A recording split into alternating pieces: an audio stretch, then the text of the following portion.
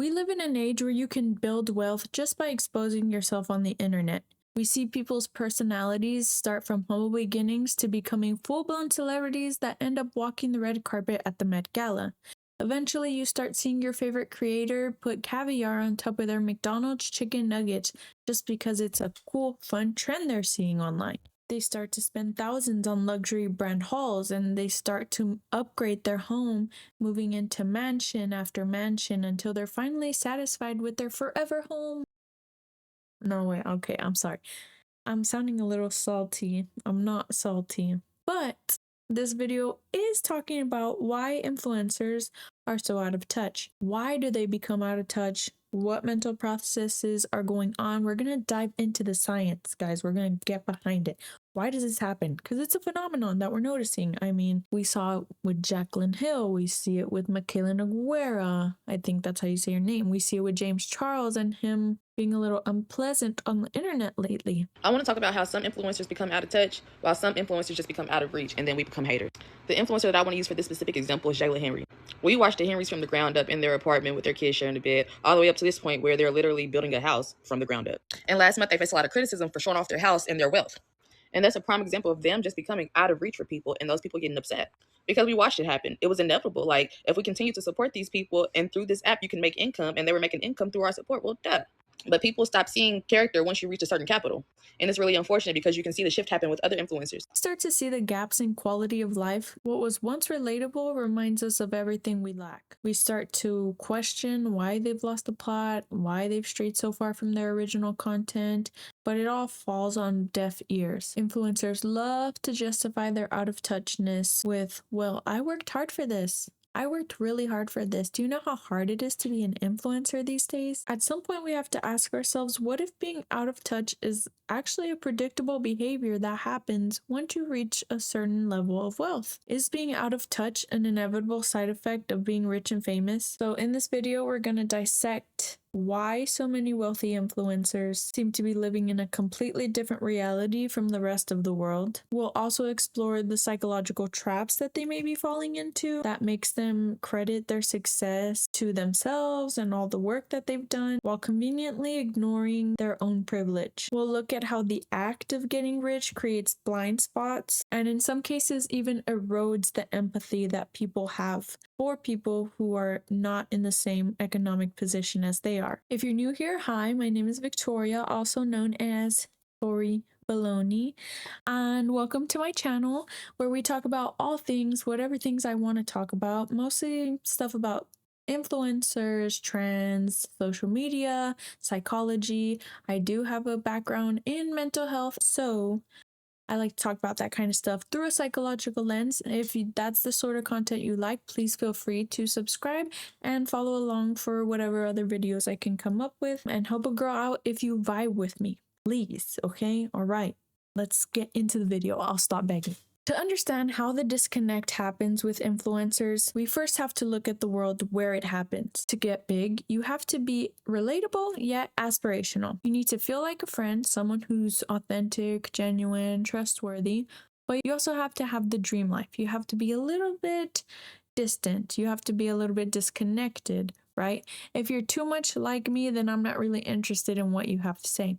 Now, this isn't the case for all influencers, but I will say it's the case for the influencers that get the biggest. We see a lot of influencers that are stay-at-home moms who are trying to start living for their family and who they make cleaning videos, they make cooking videos. I'm not talking about those types of influencers, okay? We all know what type of influencers I'm talking about. We're talking about influencers who were once relatable and who slowly lose the plot and become these ultra wealthy, mega rich people who no longer relate to us common folks. If you see my crusty nails, no, you don't.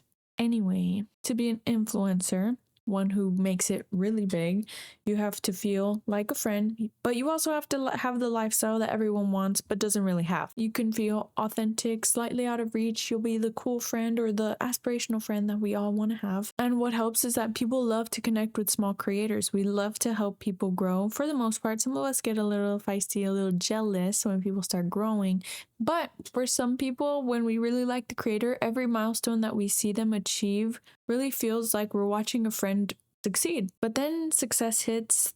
The brand deals get bigger. The starter apartment is swapped for a mini mansion, a McMansion, if you will, in the suburbs. Their team of assistants grows, and suddenly, without anyone really noticing, their relatability goes out the window and it starts to feel more like a performance. Slowly, their content begins to shift. It's no longer about balling on a budget. Now it's about luxury halls and lavish living, their spa experiences, the trip they got to go on. We see their 5 a.m. workouts, but it's in a fully equipped home gym instead of your local Planet Fitness, and they do their 20-step skincare routine in a bathroom the size of a studio apartment in New York City. This is where the disconnect begins. It's the break between the influencer's reality and the reality of most of their audience. At the heart of this gap is the blind spot of one's own advantages. Advantage blindness happens when we fail to see our own privilege. We think everything we have is purely due to all the hard work that we put in, exposing ourselves on the internet, pouring our heart out, whether that be crying, posting our daily routines,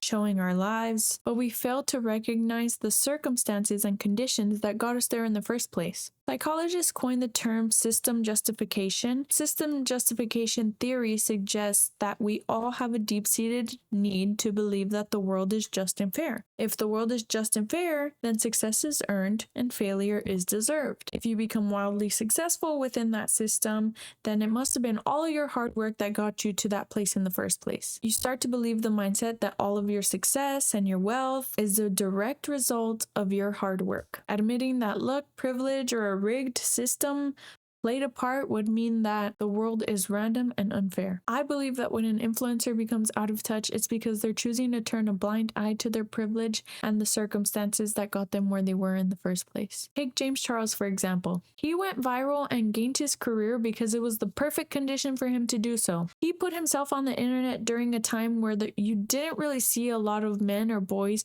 wear makeup. When you did see men wearing makeup, it was mostly reserved for film or on stage, like a lot of musical artists had been doing. In 2016, he became the first ever cover boy and made history as CoverGirl's first ever male spokesman. This shift in culture catapulted other creators like Manny MUA and Patrick Starr into the limelight. If we attribute his success purely due to his own work, it would be ignoring the fact that many gay men who came before him struggled and advocated so that there would be a space where men could wear makeup without feeling overly judged or without being persecuted by the masses. And while it was still considered counterculture, there had been generations of queer folk who came before him that had fought for more gender neutrality. Add to that the fact that he's white, he comes from a middle class home where both his parents were extremely supportive of his career. It kind of paints the story that it was a combination of circumstance and privilege that got him into the position. Yet when someone comes to him and asks him for help and for a donation to their GoFundMe because they had just lost their job,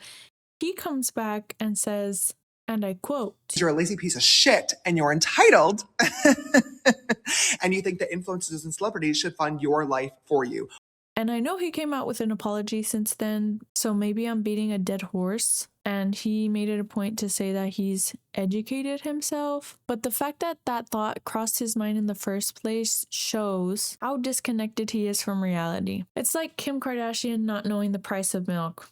Just purely and insanely out of touch and tone deaf. And the thing is, these influencers love to cosplay as us normal people from their ivory towers. They preach all about their hard work and chalk their successes up to their own dedication. When a wealthy influencer insists that their success came from their hard work and completely ignores the privilege and luck that got them to where they are, they're telling themselves a story that protects their self-image and their worldview. The worldview that says they're a deserving, worthy person.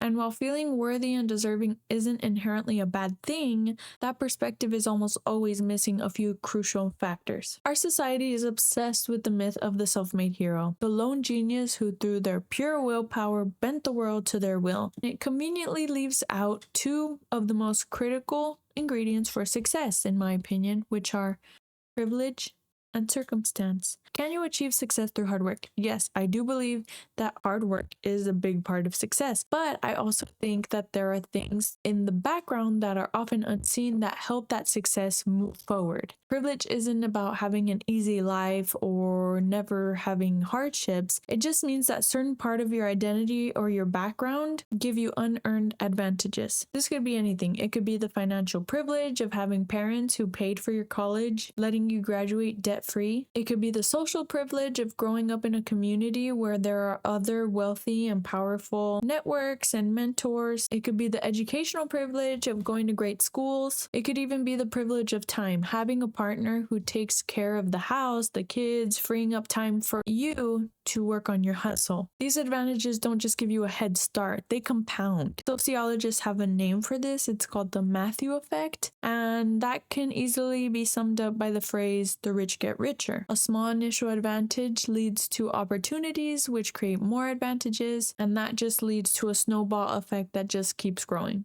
The influencer world is a perfect showcase for the Matthew effect. An influencer gets a lucky break, their video gets picked up by the algorithm, that brings a new flood of followers, their larger audience now makes them more attractive to brands, and that leads to even bigger sponsorship deals. Then they're making enough money to hire a team, they need an assistant, they need an editor, they need all these different aspects, they get better equipment, they make more content, which attracts even more followers. You start to see the snowball effect and their career just catapults. Their first advantage, which might have been pure luck, has now compounded into a massive career. And from the outside, it looks like pure talent, but it's often an early, random advantage that was amplified over and over again. So if success is a messy mix of talent, hard work, luck, privilege, why do so many people at the top insist it's just the first two? The answer lies in the psychological changes that can happen when you get rich. And it's not that they're lying, it's just that their entire perception of the world has shifted, sealing them in the bubble that makes it hard to see out of. So one of the most researched effects is what's called the empathy gap. So a line of research from psychologists like Paul Piff and Dacker Keltner, I believe is how you pronounce his name, suggests that there's a link between social class and lower levels of empathy. In their studies, for example, individuals from upper class backgrounds were worse at reading other people's emotions from photos and were less likely to pay attention to the people they were talking to. Now, I do have to point out this is not all wealthy people, right? It's not true for all wealthy people. Not all wealthy people are lacking empathy. But it is a phenomenon that has been observed nonetheless. So why does this happen? Well, according to Paul Piff, the theory is that wealth creates independence.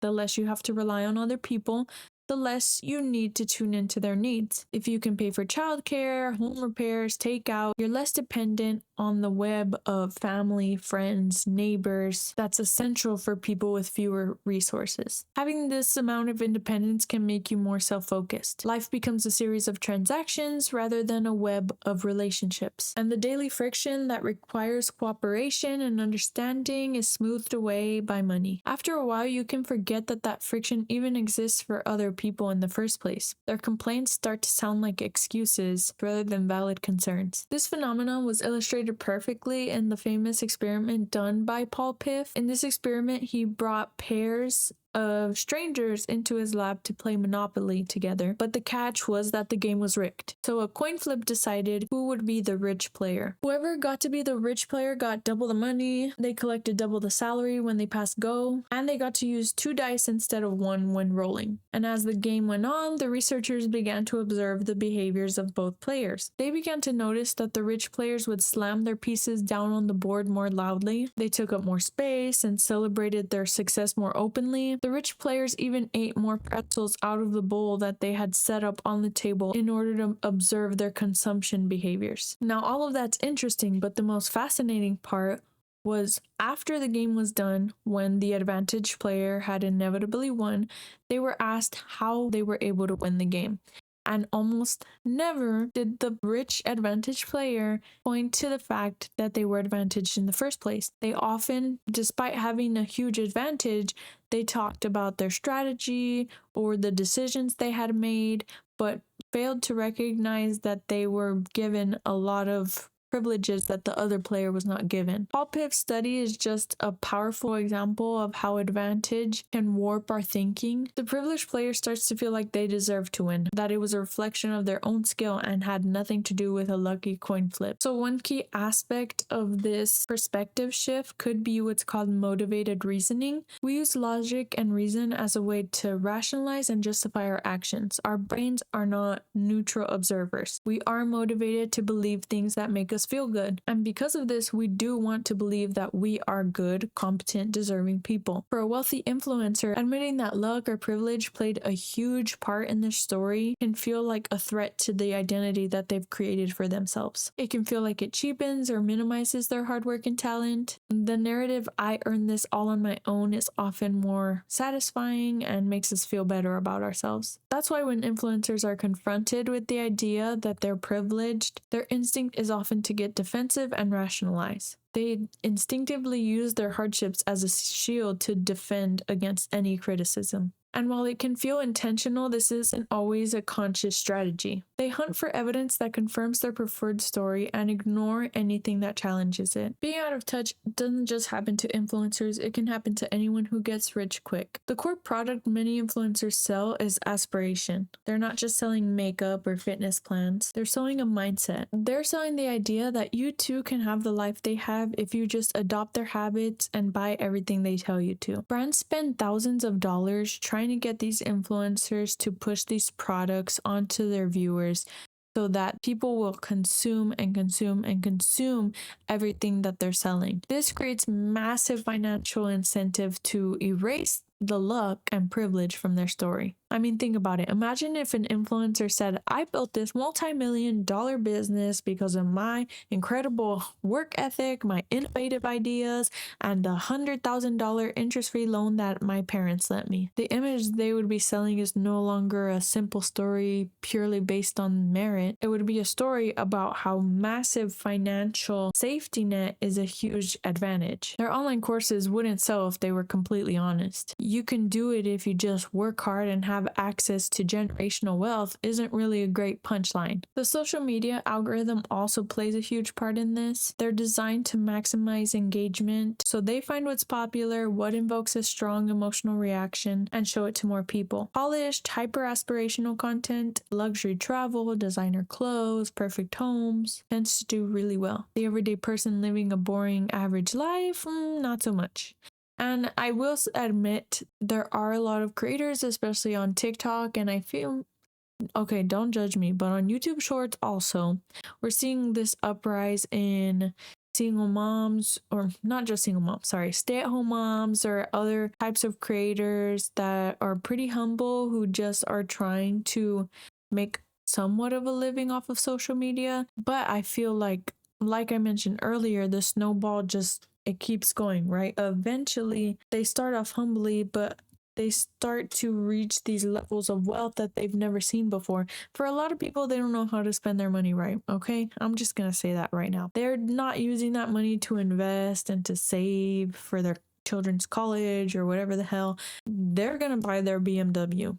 They're gonna buy their Louis Vuitton, Coach, other brands. I'm not that well versed in fashion, okay? But you know you're going to start to see it when the rollies on the wrist. The algorithm itself rewards people who project an image of effortless perfection, pushing them further up and isolating them into their bubble even more. And the thing is that influencers know that pure, unrelatable luxury can be unrelatable and alienating. So in order to stay relevant, they have to perform relatability. They share about their anxieties and struggles, but their struggles are going from millions of views to hundreds of thousands of views. And that's not to say their stress isn't real. Inside their bubble, those are their problems. But the context is so different that the attempt at being relatable can come across as completely tone deaf. After all this information that I've given and that we've reviewed with the class, is the answer to just hate on successful people and prey on their downfall secretly? Unfortunately not. I'm not that much of a hater, guys. Okay, I promise. It's just sometimes, I wish I had a little moolah in my pocket like that. Like, That'd be nice. No, we don't prey on people's downfalls here, okay? We like to support people, not James Charles, but anyway. Understanding the forces that creates this disconnect isn't about vilifying anyone. It's about having a more honest, compassionate conversation about what success really is. First, we all need to redefine what hard work is. The wealthy influencer narrative implies that if you're not wealthy, you're not working hard enough. That is just a completely toxic and false idea. Millions of people work incredibly hard every single day in caregiving and manual labor, in service jobs for low pay and little respect. Hard work is necessary, but it's not always enough. We have to decouple financial success from moral worth. A person's value isn't in their net worth, and poverty is not a character flaw. Second, we need to cultivate perspective. The good news is that the empathy gap isn't permanent. Empathy is a skill. For wealthy people, this means making a conscious effort to burst your bubble. It means seeking out stories and people that challenge your worldview and actively practicing gratitude, not just for your own effort, but for your lucky breaks and unearned advantages. So when James Charles said that he took the time to educate himself, I mean, he might have really changed his perspective, but does that erase all the other despicable things he's done? Absolutely not. And I don't understand why this man still has a platform, but I digress. So in another study done by the psychologists we mentioned earlier, Paul Piff, they found that high-income people showed an increase in empathy and were more likely to help a stranger after they were shown a video on childhood poverty. Interesting enough, the wealthier we become, it becomes easier to kind of become out of touch due to us being more removed from it. However, when we make a conscious effort to stay connected to others and not turn a blind eye to the pain and suffering around us, we keep our capacity for empathy despite being in a more privileged position. Finally, we have to get more comfortable with both and thinking. The conversation is so often framed as you're either a self-made hero or a privileged fraud. The reality is it's almost always a mix. You can work incredibly hard and have benefited from privilege. You can be extremely talented and have just been at the right place at the right time. Acknowledging the role of outside factors doesn't erase your hard work, it just paints a more complete picture. The goal isn't to feel guilty, it's to understand your position with clarity. An honest accounting of success requires humility, and it requires you to realize that nobody makes it alone. Every success story is built on opportunity, relationships, and circumstances. Some earned, some given, and some stumbled upon by pure chance. And there's plenty of wealthy influencers who get that. They're deeply philanthropic, they're aware of their good fortune. They use their platforms to advocate for change and support those who are less fortunate. They show that it's entirely possible to be successful and self-aware, wealthy and empathetic. They understand that acknowledging their privilege makes their story more honest and authentic. The out-of-touch world of influencers holds up a mirror to our society's beliefs about success. It elevates the individual, the mindset, and the promise that you can hustle your way to the top. When we see a wealthy influencer who's out of touch, we're seeing the end result of a powerful psychological and economic force. We're seeing the bubble that wealth creates, smoothing away your life's frictions until you forget that it exists for others. We're seeing our cognitive biases at work, editing out inconvenient truths about luck and privilege to tell a more heroic and better story about ourselves. And in the influencer world, we're seeing a business model that actively rewards this disconnect. The challenge for all of us is to demand a more honest story. It's to celebrate hard work without worshiping wealth, to admire talent without ignoring the role of luck, and to recognize that acknowledging privilege doesn't erase all the hard work that was put in. Because in the end, a more accurate view of success and struggle make us more connected. It reminds us that we aren't just a collection of individuals in a race to the top, but an interconnected web of human beings. When we say influencers are out of touch, we have to think about the bigger powers at play that push these people to become out of touch in the first place. We have to think about consumerism, we have to think about capitalism. There's so many aspects that play into it. The influencer is merely just the parroting out what these brands want them to. At the end of the day, a bag's a bag. Am I right? Okay, not all the time. Okay, we have to. And this goes into staying humble. And this goes into staying true to yourself, because there's some people that sell out and they'll just promote anything, right? I'm looking at you, Michaela. promoting anything that comes through your DMs or your emails. You know what? I'm just gonna stop talking. Okay, that's all I have for the video. That's my answer as to why influencers are out of touch. I don't know if that's satisfying enough for you guys. Okay, I found some studies. I recited them to you guys.